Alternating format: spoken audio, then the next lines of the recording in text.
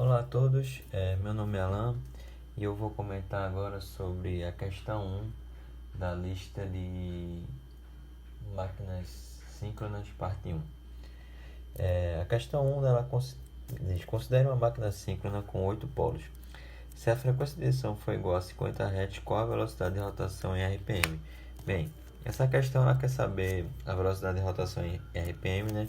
Então a gente vai utilizar a fórmula para calcular a velocidade em RPM, né?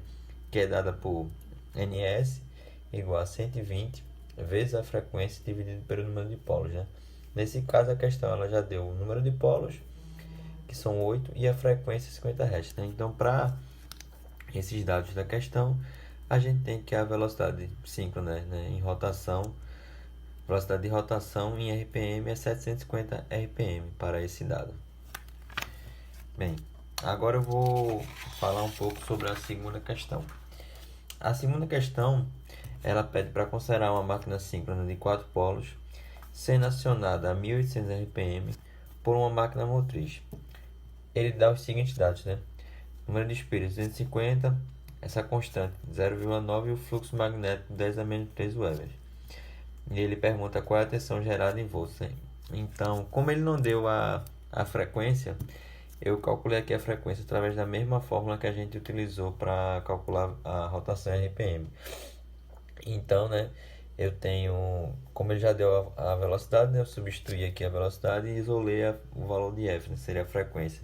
Então a gente tem que, para essa quantidade de polos, né, para essa rotação, eu tenho uma frequência de 60 Hz. Então, para saber a tensão gerada em volts, né, a nossa tensão induzida, eu posso utilizar a seguinte fórmula, né?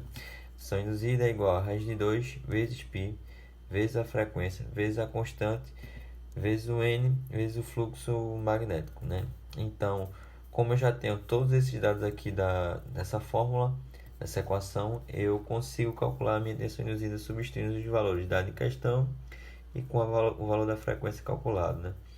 Então, o valor de π, né, eu considerei 3,14, a frequência 60, a constante era 0,9, o N 250 e o fluxo magnético 10 a menos 3, né? Então, eu tenho que a minha tensão induzida gerada, né, em volts para esse caso é 59,94 volts.